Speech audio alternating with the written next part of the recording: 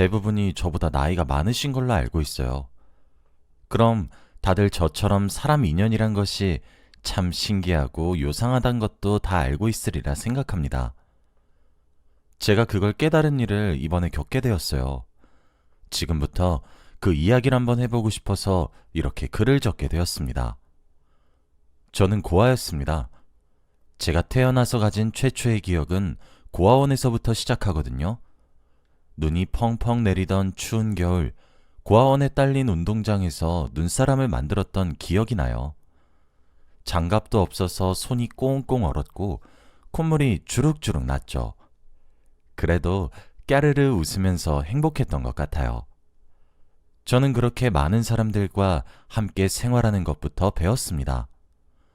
고아원엔 저보다 형 누나들도 많았고 동생들도 많았거든요. 고아원 선생님들은 다정하셨어요. 그 당시만 해도 저뿐만 아니라 모든 아이들이 저처럼 사는 줄 알았죠. 초등학교에 입학하던 순간 깨달았습니다. 제가 남들과 조금 다른 환경에서 크고 있다는 사실을 말이에요. 그때 처음으로 궁금했던 것 같아요. 나의 부모님은 어디 있는지에 대해서 말이에요. 원장님께 물어봐도 다른 선생님께 물어봐도 돌아오는 것은 곤란한 웃음뿐이었습니다. 그러던 어느 날이었습니다. 저는 원장실에 불려갔어요. 다른 날과 다르게 깨끗한 새 옷을 입었고 머리도 반듯하게 손질하고 말이에요. 원장실 문을 열어보니 어떤 부부 한 쌍이 저를 웃으며 반겨주었습니다. 원장님은 제게 말씀하셨죠. 진수야, 너의 부모님 되어주실 분들이란다. 그 말에 무척이나 기뻤습니다. 제게도 드디어 남들 다 있는 부모가 생긴다는 것에 대해서 말이에요. 저는 8살에 그렇게 양부모님께 공개 입양이 되었습니다. 양어머니와 양아버지는 오랜 기간 동안 아이를 가지기 위해 노력하셨지만 아이가 생기질 않으셨고 결국 아이를 너무 원하는 양어머니의 고집을 이기지 못해 입양을 선택했던 거였습니다. 양아버지는 입양을 반대하셨지만 양어머니의 고집이 무척 세셨던 거죠. 그래서 양아버지는 이왕 입양할 거 튼튼하고 어느 정도 큰 남자아이로 하자고 했고 그 아이가 바로 저였던 거죠. 처음엔 양부모님 두 분 다 제게 무척이나 잘 대해주셨습니다. 저를 아껴주셨고 사랑해주셨죠. 하지만 제가 입양된 지 얼마 지나지 않아 양부모님께 정말 거짓말처럼 임신에 성공하셨고 다음에 예쁜 딸을 하나 낳게 되었어요. 제 여동생이 바로 그 아이였죠. 그 이후 양부모님이 저를 홀대하기 시작했습니다. 아니, 사실 파양까지 고려하시는 것 같았어요. 하지만 공개 입양이 되었던 터라 사회적 시선이 두려운 것인지 저는 파양은 면할 수 있었어요. 하지만 그 이후로 제겐 더 이상 행복이 주어지지 않았습니다. 입양 와서 따뜻하게 불려진 제 이름은 이제 더 이상 아무도 불러주지 않았어요. 어리광을 피우면 돌아오는 것은 양부모님의 짜증 섞인 한숨들 뿐이었죠. 하지만 여동생은 무척이나 사랑받고 살기 시작했어요. 그래서 전 어린 마음에 여동생이 무척 싫었습니다. 저와 8살의 차이가 나는 여동생은 작고 귀여웠지만 그만큼 제게로부터 부모님의 사랑을 빼앗아간 존재라서 무척이나 밉고 원망스러웠습니다. 그리고 어린 동생을 질투하는 저를 양부모님은 더욱 홀대하셨죠. 그렇게 서로 악영향은 악영향을 낳았어요. 부모님이 홀대하면 홀대할수록 저는 여동생을 싫어했고 제가 여동생을 싫어하면 싫어할수록 천대받았어요. 그렇게 생긴 제 질투는 생각보다 컸어요. 양부모님 눈을 피해 때리기도 했고 넘어뜨리기도 했고 그러다 걸려서 된통 혼나기도 했습니다. 양부모님은 그럴 때마다 제게 무기처럼 갖다 버린다는 말을 휘두르시며 협박하셨어요. 저는 더 큰 상처를 받았고 그 부정적인 감정을 갓난아이였던 여동생에게 풀었죠. 어느새 저는 집안의 걸림돌 같은 존재가 되었더군요. 겉도는 외톨이보다 못한 수준이었습니다. 양부모님은 결국 나중에는 먹여주고 재워주는 것만으로도 감사하라고 하시더군요. 네, 틀린 말은 아니었죠. 그래도 제게는 그 모든 것이 전부 여동생의 탓 같았습니다. 전 여전히 제가 받았어야 할 사랑을 빼앗아간 동생이 너무 싫었어요. 하지만 진심으로 미워할 수는 없었습니다. 차라리 그런 양부모님의 애정을 믿고 저를 괴롭히거나 했으면 모르겠는데 여동생은 저를 무척이나 잘 따랐고 좋아해 주었습니다. 말을 배우는 시기가 되고 난 이후엔 항상 뽀뽀해 주면서 사랑한다고 말해주기도 하고 온갖 애교를 부리곤 했거든요. 아무리 여동생이 미웠지만 순수하게 부딪혀오는 아이를 거부할 수는 없었어요. 그 집에서 유일하게 제게 손을 건네는 아이는 여동생이 유일했으니까요. 양부모님도 챙겨주지 않는 제 끼니를 여동생은 챙겨주었거든요. 제게는 여동생이 애증의 관계와 다름이 없었습니다. 그렇게 시간은 빠르게 흘렀습니다. 저는 그 사이 군대도 갔다 왔고 대학도 졸업반이었죠. 양부모님께서는 제게 독립을 요구하셨습니다. 대학을 졸업할 때까지 지원해 준 걸로 부모의 자격을 다했으니 제 살 길을 알아서 찾으라 하시더군요. 그 말을 들으니 제 친부모님 생각이 갑자기 났어요. 원래 오래전부터 저도 제 친부모님을 찾아야겠다는 생각은 줄곧 하고 있었는데 지금이 찾아야 하는 순간이란 생각이 들더라고요. 저는 생각난 김에 제가 나고 자란 고아원의 원장님을 찾아뵈었습니다. 원장님께 제 친부모님의 행방을 물었죠. 어린아이가 아니라 다 큰 성인이 되어 친부모의 행방을 찾는 제게 원장님은 더 이상 진실을 숨기지 않았고 모든 것을 이야기해 주었습니다. 친아버지가 고아원에 저를 버리고 떠나셨고 버리면서 친어머니는 죽었다고 말씀하셨죠. 친아버지를 찾을 수 있는 방도가 없었고 저는 정말 가족을 다 잃었다는 생각뿐이었죠. 대학을 졸업하고 집을 나와 살려고 이런저런 준비를 하고 있었습니다. 그런데 무슨 운명의 장난인 것인지 양부모님이 친척의 결혼식을 다녀오던 길에 큰 교통사고를 당하게 되셨어요. 빗길에 차가 미끄러지면서 추돌사고가 일어났는데 예상보다 사고가 크게 나기도 했고 사고 현장까지의 길이 너무 험하고 비가 퍼부어서 구조를 하는데 시간이 조금 늦춰졌습니다. 그래서 양부모님이 구출이 되었을 때는 이미 많이 늦은 상황이었어요.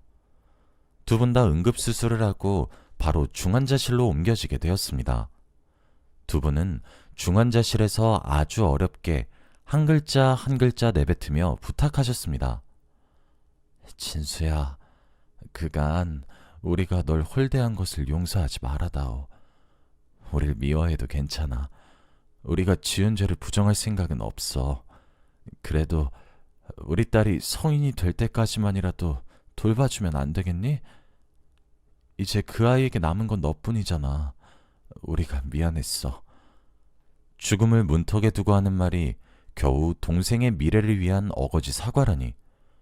그렇지만 그 사과 한마디에 제 마음이 눈 녹듯 풀리긴 하더군요. 걱정 마세요. 어머니랑 아버지 딸이기도 하지만 걔는 제 동생이에요. 대학도 보내고 결혼도 제가 시킬 거니까 빨리 자리에서 일어나세요.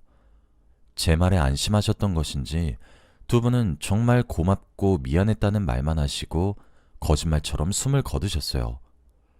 구출된 지 3일 만에 일어난 일이었습니다. 여동생은 자지러지게 울었고 저는 그런 여동생을 부축하며 꿋꿋하게 서 있어 주었습니다. 저는 무너질 수 없었거든요.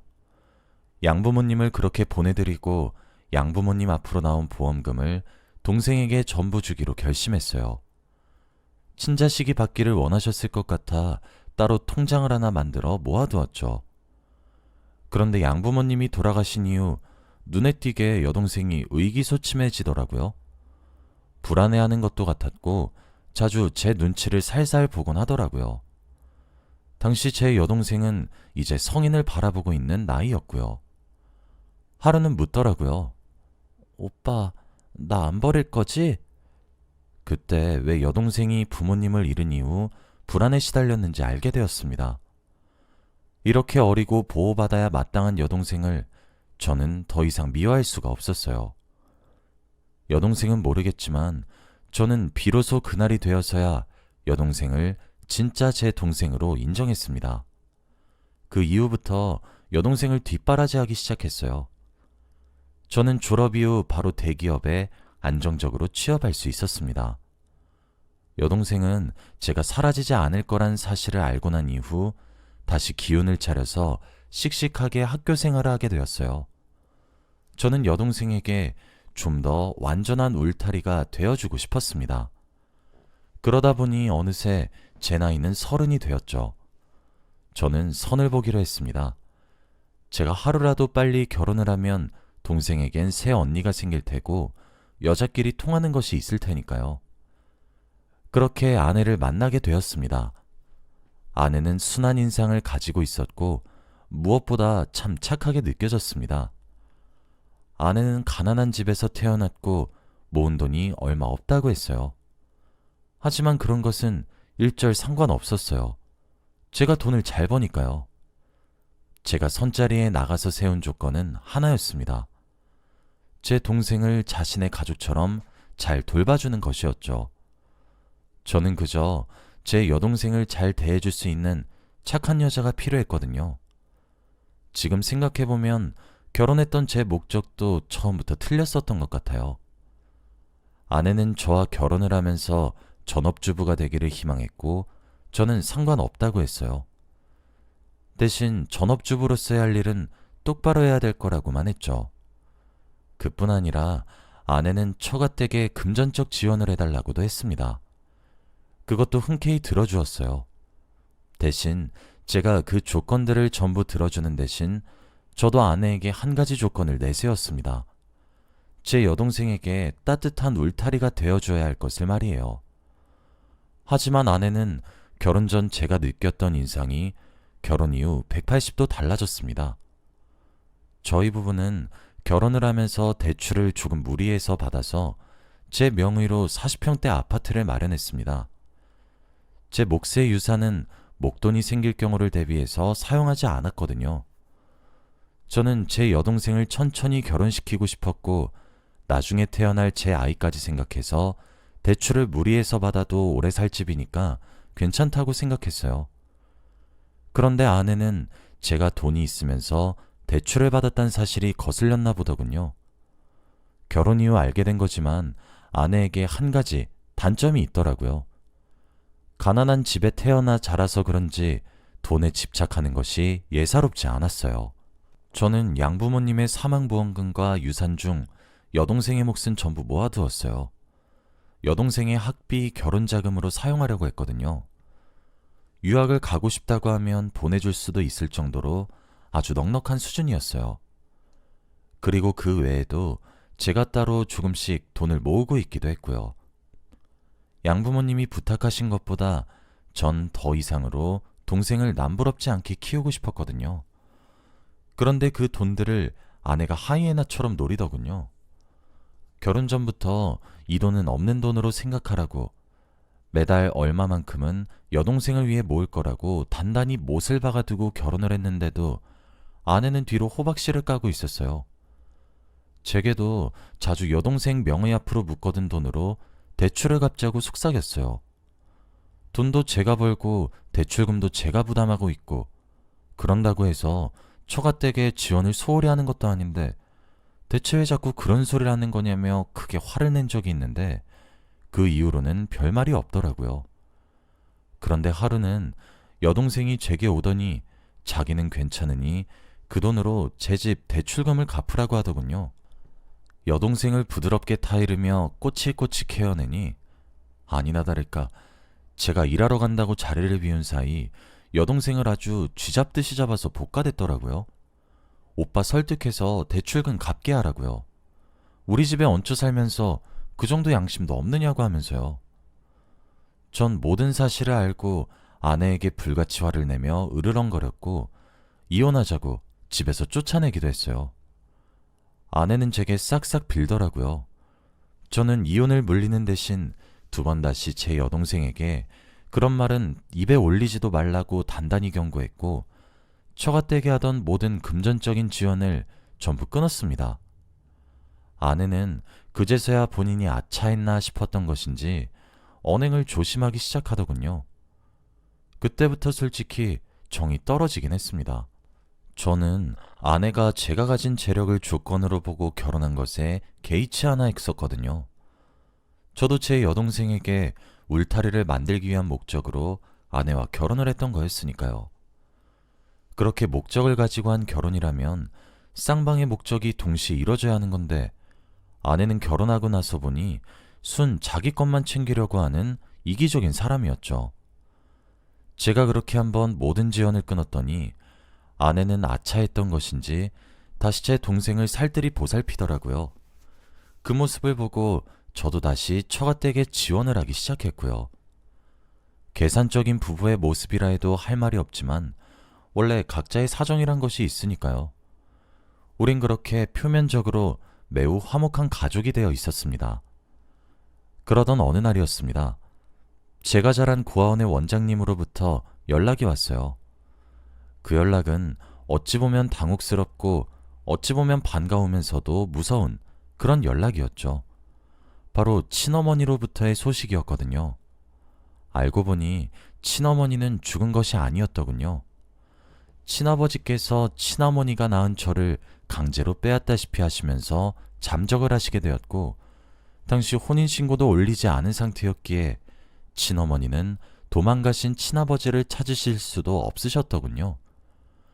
그렇게 도망친 친아버지께서는 무슨 생각이셨는지 몰라도 저를 고아원에 버리셨고 친어머니는 죽었다고 고아원에 이야기를 했던 모양이었습니다. 다행히 친아버지께서 저를 버리셨을 때 친어머니께서 지어주신 이름과 제가 태어난 생년월일을 말해주며 버텼었죠. 긴 세월 동안 친어머니는 저와 친아버지를 함께 찾으셨다고 하셨습니다. 친어머니는 친아버지를 먼저 찾게 되셨는데 친아버지는 이미 말기암 환자로 시한부 인생을 살고 있었고 애원하는 친어머니께 친아버지는 30년이 넘는 세월 동안 말하지 않았던 속사정과 함께 저를 어디에다 맡겼는지 이야기를 하시고 숨을 거두셨고 부랴부랴 친어머니는 친아버지가 말한 고아원으로 오신 거였죠. 원장님께 제가 태어나자마자 찍은 사진과 출산 수첩을 함께 보여주며 진짜 친어머니라고 주장을 했고 원장님 판단하에 저를 부르시게 된 것이었어요. 친어머니를 만난 순간 친자 검사를 하지 않았음에도 제 친어머니란 것을 확신할 수 있겠더군요. 저와 무척이나 닮아 있었거든요. 저희는 보자마자 얼싸안고 엉엉 울었습니다. 저는 항상 버림만 받으며 살았다고 생각했었어요. 하지만 친어머니만큼은 저를 몇십 년이 걸려도 끝내 포기하지 않고 찾으려고 노력했다는 사실이 참 감동적이었고 벅차오를 정도로 무척이나 기뻤습니다. 수십 년 만에 만난 어머니 얼굴은 낯설었고 어색했지만 그동안 하고 싶은 이야기들이 너무 많았어요. 그리고 저는 이 사실을 아내에게 가장 먼저 알려줬죠. 아내가 저와 같이 기뻐해주고 축하를 해줄 것이라고 생각했어요. 하지만 아내의 반응은 예상과 달리 싸늘했습니다. 여보, 왜 그런 문제를 나랑 상의 없이 결정해? 막말로 당신 친어머니가 당신 재산 노리는 걸 수도 있는 거 아니야? 내가 당신이랑 결혼을 왜 했는데? 나는 이상형이 고아였어. 고아로 자란 당신의 자립심과 거기에 따라오는 재력, 평화롭고 독립적인 성격이랑 자유로운 시댁 문제까지. 그런데 뭐? 친엄마를 찾아? 지금 나보고 당장 며느리 도리하라고 하는 거랑 뭐가 달라? 당신 말 조심 못해? 내가 당신 보고 며느리 도리하라고 했어? 어떻게 남편이 친엄마를 찾았다는데 말을 그렇게 해? 그래, 당신 친엄마 찾은 거 축하하는데 우리 집에 데려올 생각은 얼씬도 하지 마. 그리고 거기에 갖다 바칠 돈도 없으니까 금전 요구할 생각은 하지도 말라고 해. 저는 정말 커다란 상처를 받았습니다. 그런 제 상처를 위로해주는 사람은 제 여동생이었죠. 어머니와 함께하는 삶은 평화로웠고 행복했습니다. 가슴에 든든한 울타리 하나가 생긴 것만 같았죠. 비록 저희 집에 데려오지는 못했지만 저는 제 여동생을 소개해 주었고 어머니께는 양부모님께 엄청난 사랑을 가득 받으며 행복하게 자랐다고 조금 선의의 거짓말을 해드리기도 했죠. 어머니는 자신이 곁에 없는 동안 제 곁에 있어줘서 고맙다고 여동생의 손을 잡고 우셨고, 여동생도 그런 어머니를 꼭 안아주며 괜찮다고 말을 해주면서 훈훈한 모습을 보여줬어요. 그렇게 어머니를 찾은 지 석 달 정도가 지났을 무렵이었습니다. 어머니는 저를 따로 불러내셨어요. 어머니는 제게 말을 하기 시작했죠. 사실 진수야, 엄마가 정말 너를 길을 쓰고 찾아다닌 이유가 있어. 사실 엄마가 위암에 걸렸어. 앞으로 살아봤자 아마 1년을 살면 오래 살게 된 걸 거야. 내 평생 소원이 죽기 전에 널 만나는 거였단다. 그래서 이제 죽어도 여한이 없지만 나도 사람인지라 자꾸 내일 하루만 더 살고 싶고 한 달만 더 살고 싶어지고 그러네. 알고 보니 이미 어머니는 위암이 진행될 대로 진행된 상태셨고, 병원에서도 이젠 해줄 수 있는 게 마약성 진통제의 처방뿐이었습니다. 어머니는 저를 그리워하면서도 돈을 벌어야 하셨다고 했어요. 그래서 그 시절부터 투자를 하면서 생계를 유지했고, 그렇게 번 돈으로 저를 찾아다니기 위해 전국 방방곳곳을 누볐다고 하시더라고요. 제게 말씀하시길 본인은 이제 곧 죽을 목숨이니까 그 재산을 전부 제게 상속하신다고 하셨습니다. 저는 어머니가 하시는 폭탄 발언에 정말 정신을 차릴 수가 없었어요. 어머니가 부자란 사실보다 어머니를 다시 잃어야 한다는 사실이 제겐 악몽처럼 다가왔죠. 저는 그 이후 깊은 고민에 빠지기 시작했습니다. 제가 여동생과 쑥덕거리면서 상의하기도 하고 그러자 아내가 궁금해하더군요. 전 여동생 입단속을 시켰습니다. 여동생 몫의 사망보험금과 유산의 눈을 반짝이며 빛내던 여자인데 어머니의 재산이 100억대라는 사실을 알면 어찌 될지 불보듯 뻔하니까요. 하지만 아내는 여동생 앞에서 자신만 왕따시키는 것이냐며 몰아붙이면서 엉엉 울었고, 결국 제가 없는 사이 마음 약한 여동생이 그 모습을 보고 아내에게 모든 것을 말했더라고요. 어머니의 재산 규모만 제외하고 말이에요. 그날 저녁 집에 돌아온 제게 아내가 어머님을 한번 뵙고 싶으니 데려오라고 하더군요. 여동생은 아내에게 실토하고 난 뒤 제가 입단속 시킨 것이 생각나서 바로 제게 알렸습니다. 제 아내에게 결국 다 말하게 되었다고 하면서 자초지종을 말이에요. 만약 제가 여동생의 이야기를 듣지 않았다면 아내의 말이 참 고맙게 들렸을 것 같아요. 그런데 어머님을 제 재산을 노리는 승냥이 취급할 때는 언제고, 이젠 아내가 어머니의 재산을 두 눈을 반짝 빛내며 노리는 꼴을 보니까 온 정남이가 다 떨어지더군요. 저는 아내에게 이혼하자고 요구했습니다. 당연히 아내는 펄쩍 뛰며 반대하고 나섰어요. 저는 협의 이혼을 하는 조건으로 아내에게 4억을 위자료로 지급하겠다고 했습니다. 아내는 4억만 받고 조용히 이혼을 해주더군요. 저는 그렇게 속물적인 아내와 이혼을 했어요. 그 길로 잘 다니고 있던 대기업을 퇴사하고 전원주택을 하나 지었습니다. 그리고 현재 어머니를 모시면서 함께 살고 있어요. 살 날이 많이 남지도 않으셨고 하루가 다르게 말라가시는 어머니를 보며 저는 더 이상 후회하고 싶지 않았거든요. 제 여동생도 오빠의 엄마는 자신의 엄마와 같은 것 아니겠느냐며 저희 어머니께 딸의 역할을 톡톡히 하고 있어요. 정말 제게 너무나 귀여운 동생이죠. 어머니는 지금 제 앞으로 재산을 천천히 옮기고 있는 중입니다. 순식간에 절 부자로 만들어주셔서 참 감사하지만 전 이런 돈보다는 하루라도 어머니가 제 곁에 더 머무르셨으면 좋겠어요. 아내는 이혼 이후 제 어머니가 가진 투자 재산이 100억대라는 사실을 알고 난 이후 제게 미친 듯이 매달리다가 사기 이혼이라고 발악을 하더니 이제 자기가 전부 다 잘못했으니까 돌아오라고 울부짖기를 반복하네요.